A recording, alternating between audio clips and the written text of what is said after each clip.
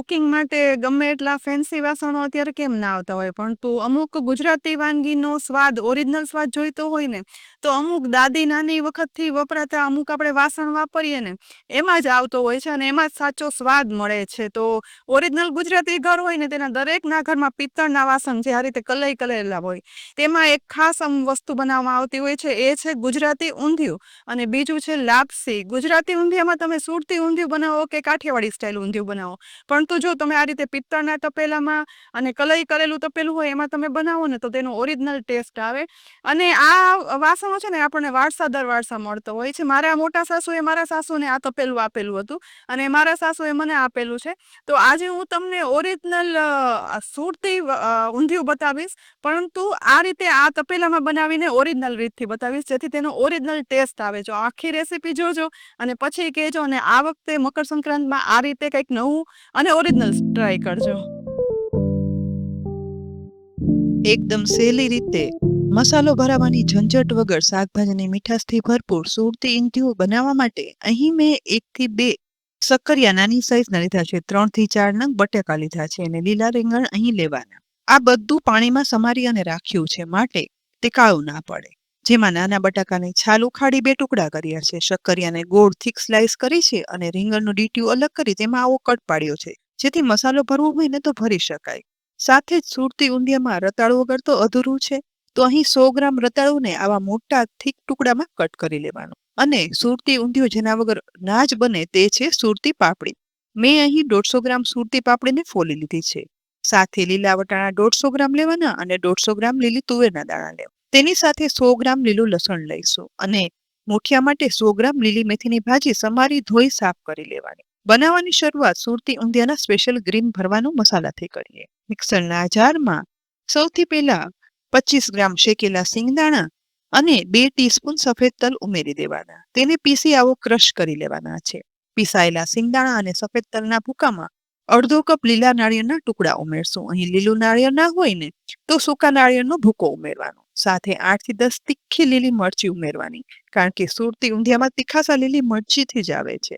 10 થી 12 કળી સૂકું લસણ, 1 ઇંચ આદુના ટુકડા અને 25 ગ્રામ જેટલું લીલું લસણ ઉમેરવાનું છે. અને ગ્રીન કલર માટે સમારેલા લીલા ધાણા ઉમેરશું. સાથે અડધી ટીસ્પૂન મીઠું અને 1 લીંબુનો રસ ઉમેરી બધું પીસી લેવાનું. લીંબુનો રસ અને મીઠું ઉમેરવાથી આ બનેલા ગ્રીન મસાલાની પેસ્ટ છે ને તેનો ગ્રીન કલર એવો સરસ લાંબો સમય જળવાઈ રહે. અહીં બધું પીસ્યા પછી જુઓ, તીખો ઊંધિયાનો ગ્રીન મસાલો તૈયાર થઈ ગયો છે. હવે શાકભાજીની મીઠાશ ઊંધિયામાં જળવાઈ રહે ને તે માટે સુરતી ઊંધિયું આપણે બનાવવામાં બધા શાક છે ને તે છૂટા વઘારવાના છીએ. જેના માટે પિત્તળનું જાડા તળિયાવાળું કલઈ કરેલું તપેલું લઈ તેને ગેસની લો ફ્લેમ પર રાખી તેમાં અડધો કપ શીંગ તેલ ઉમેરી દેવાનું. સુરતી ઊંધિયું કે કાઠિયાવાડી ઊંધિયું કોઈ પણ બનાવો ને શીંગ તેલમાં બનાવો તો તેનો સાચો સ્વાદ આવે. તેલ ગરમ થાય ને એટલે તેમાં આખા સૂકા મસાલામાં બાદિયા, લાલ મરચા અને તમાલપત્ર ઉમેરી દેવાના. સાથે 1/4 ટીસ્પૂન હિંગ ઉમેરી તેલમાં બધું ધીમા તાપે સહેજ જેવું મિક્સ કરી અને સાતળવાનું. સતળાયેલા મસાલામાં 1 ટીસ્પૂન સફેદ તલ ઉમેરશું અને એ સરસ તેલમાં સતળાઈ જાય ને એટલે બનાવેલો જે લીલો પીસેલો મસાલો છે ને તે અડધાથી વધારે અત્યારે આ સમયે તેલની અંદર ઉમેરી દેવાનો. ગેસની ફ્લેમ લો જ રાખી 2 થી 3 મિનિટ આ મસાલાને સાતળવાનો છે, જેથી તેનો કલર ગ્રીન એવો સરસ જળવાઈ રહે અને બધો કાચો સ્વાદ જતો રહી અને એકદમ સરસ આ મસાલો પાકી જાય ને તો ઊંધિયાનો ઓરિજિનલ ટેસ્ટ આવે. આ રીતે 3 થી 4 મિનિટ સાતળ્યા પછી બધા મસાલા એકદમ સરસ સુગંધ આવવા લાગી. આ સમયે 1 ટીસ્પૂન ઊંધિયાનો મસાલો ઉમેરવાનો. ઊંધિયાનો મસાલો ઘરે બનાવવાની રીતનો વિડીયોની લિંક મેં ડિસ્ક્રિપ્શનમાં પણ આપી છે ને ઉપર લેબલમાં પણ દેખાશે. ત્યાંથી તમે આ મસાલાની રીત જોઈ શકો છો. તેની સાથે જ અહીં અડધી ટીસ્પૂન મીઠું, 1/4 ટીસ્પૂન હળદર પાવડર ઉમેરી મસાલામાં મિક્સ કરી થોડું એવું તેલમાં સતળાવા દેવાનું. હવે ઢાંકણ ઢાંકી 1 જ મિનિટ ગેસની લો ફ્લેમ પર આ મસાલાને ચડવા માટે રાખશું. અને એ પછી ઢાંકણ ખોલતા અહીં જુઓ, મસાલો એકદમ સરસ સતળાઈ જશે ને એટલે બધું તેલ ફૂટી અને ઉપર આવી જશે. અને આ રીતે તેલ ફૂટી અને ઉપર આવી ગયું એ પછી તમે શાક વઘારો ને તો શાકને ચડતા ગમે એટલો સમય લાગે ને તો પણ તેલ અલગ જ રહેશે. અને આ સમયે હવે બધી સબ્જી ઉમેરશું. એમાં ચડતા સમય લાગે ને એ સબ્જી પહેલા ઉમેરવાની. તો પહેલા સુરતી પાપડી આમ સતળાતા મસાલાની અંદર આ રીતે ફેલાવી અને આખા તપેલામાં ઉમેરી દેવાની છે. બધી સુરતી પાપડી ઉમેરાઈ જાય ને એ પછી રતાળુના ટુકડા પણ ફેલાવી અને ઉમેરશું. સાથે જ પાણીમાં રાખેલા રીંગણ છે ને તેને અલગ કાઢી લેવાના, એને પછી ઉમેરવાના છે. રતાળુ પર બટેટા અને શક્કરિયાના ટુકડા પણ ઉમેરી દેવાના. બધું એકવાર બરાબર મિક્સ કરી લેવાનું. એ પછી તપેલામાં જ આ બધું છૂટું ચડવા દેવાનું છે, જે માટે તપેલાની સાઈઝની એક ડીશ અથવા તો ઢાંકણ ઢાંકી દેવાનું અને આ ડીશ ઉપર અડધો ગ્લાસ જેટલું પાણી ઉમેરવાનું, જેથી પાણીની વરાળમાં તપેલાની અંદર જ બધું શાક છે ને તે છૂટું ચડશે ને તો તેનો કલર અને તેની સાથે મીઠાશ જળવાઈ રહેશે. લગભગ 7 થી 8 મિનિટ આ બધું ચડ્યા પછી ફરીથી એક વખત પાણીવાળું ઢાંકણ ખોલી આ શાક કેટલું ચડ્યું છે ને તે પણ જોઈ લઈએ. બધું સરસ ચડવા તો લાગ્યું છે ને સુગંધ પણ સરસ આવે છે, મસાલા પણ ભળી ગયા છે. તો ચપ્પુ વડે બટાકાને ચેક કરતા તે લગભગ 50% જેવું ચડી ગયું છે. હવે બધું એકવાર બરાબર મિક્સ કરી દેવાનું. તો હવે આ સમયે તેમાં લીલા રીંગણ ઉમેરશું અને એ પછી લીલા વટાણા ઉમેરવાના, સાથે જ લીલી તુવેરના બધા દાણા ફેલાવી અને ઉમેરી દઈશું. ઉપરથી વધારે 2 ટીસ્પૂન જેટલો ઊંધિયાનો મસાલો ઉમેરવાનો અને સાથે 1 ટીસ્પૂન ધાણા જીરું પાવડર અને માત્ર સહેજ એવું ચાખી અને ઉપરથી મીઠું ઉમેરવાનું. આ રીતે બધું ચલાવી અને બરાબર મિક્સ કરી લેવાનું છે, જેથી ઉમેરેલા મસાલા, શાક, ભાજી બધું એકબીજામાં મિક્સ થઈ જાય. ફરીથી પાણી ભરેલી ડીશ છે ને તે ઢાંકણ તરીકે તપેલા પર ઢાંકી દેવાની અને વધારે આ શાકને છૂટું ચડવા દેવાનું છે, કારણ કે હવે આ શાક ચડતા થોડો સમય થશે. એ દરમિયાન ઊંધિયાના ખાસ મેઇન ઇન્ગ્રેડિયન્ટ એટલે કે મેથીના મૂઠિયા, જે આજે આપણે એવી રીતે બનાવશું ને કે અંદર સુધી સોફ્ટ થાય, ફરસા થાય, ઊંધિયામાં પણ તે ઉમેર્યા પછી અંદર ક્યાંય પણ ગઠ્ઠો ના રહે. તો અહીં તેના માટે મેં 100 ગ્રામ મેથીની ભાજી એક ડીશમાં લઈ લીધી છે. સાથે તેમાં પોણો કપ બેસન અને 1 ટેબલસ્પૂન ઘઉંનો કરકરો લોટ ઉમેરશું, જેથી મૂઠિયા છે ને તે સોફ્ટની સાથે અંદરથી ફરસા બને. સાથે 2 ટીસ્પૂન આદુ લીલા મરચાની પેસ્ટ ઉમેરવાની અને તેમાં 1 ટીસ્પૂન સફેદ તલ મસાલામાં સ્વાદ પ્રમાણે મીઠું, 1/4 ટીસ્પૂન લાલ મરચું પાવડર, 1/4 ટીસ્પૂન હળદર પાવડર, 1/4 ટીસ્પૂન હિંગ અને ગળાશ માટે 1 ટીસ્પૂન ખાંડ ઉમેરવાની. અડધી ટીસ્પૂન ગરમ મસાલા પાવડર ઉમેરશું અને 1 ટીસ્પૂન તેલ ઉમેરી સાથે 1/4 ટીસ્પૂન બેકિંગ સોડા ઉમેરવાના. ઉપરથી અડધા લીંબુનો રસ ઉમેરશું, જેથી બેકિંગ સોડા એક્ટિવેટ થઈ જાય. હવે બધું જ પહેલા હાથ વડે મિક્સ કરવાનું, જેથી મસાલા, મેથીની ભાજી, બેસન, બાકી બધા ઉમેરેલા મસાલા બધું એકબીજામાં સરસ ભળી જાય. અહીં જો બધું સરસ મિક્સ થઈ ગયું છે અને મિશ્રણ ફરસું બની અને તૈયાર થયું છે. તો આ સમયે લગભગ 1 થી 2 ટીસ્પૂન જેટલું જ પાણી ઉમેરવાનું અને બધું મિક્સ કરવાનું છે. મૂઠિયાનું મિશ્રણ બનાવતી વખતે ખાસ ધ્યાન એ રાખવાનું કે મૂઠિયાનું મિશ્રણ છે ને તે મીડિયમ કઠણ રાખવાનું છે, માટે પાણી છે ને તે થોડું થોડું અને ધ્યાન રાખીને જ ઉમેરવાનું છે, જેથી એકદમ પરફેક્ટ મૂઠિયાનો લોટ બંધાય અને તૈયાર થાય. અહીં જુઓ મીડિયમ કઠણ પરફેક્ટ લોટ બંધાય અને તૈયાર થઈ ગયો છે. તો આ સમયે મૂઠિયા વાળવા માટે સૌથી પહેલા હાથમાં થોડું એવું તેલ લગાવી લેવાનું અને એ પછી બનાવેલા મેથીના મૂઠિયાના લોટમાંથી નાના નાના લુવા હાથમાં લેતા જઈ અને ગોળ વાળી લેવાનો. અહીં તમારે સિલિન્ડર શેપના મૂઠિયા બનાવવા હોય, ચપટા મૂઠિયા બનાવવા હોય, તમારી પસંદગી છે કે કેવો શેપ આપવો.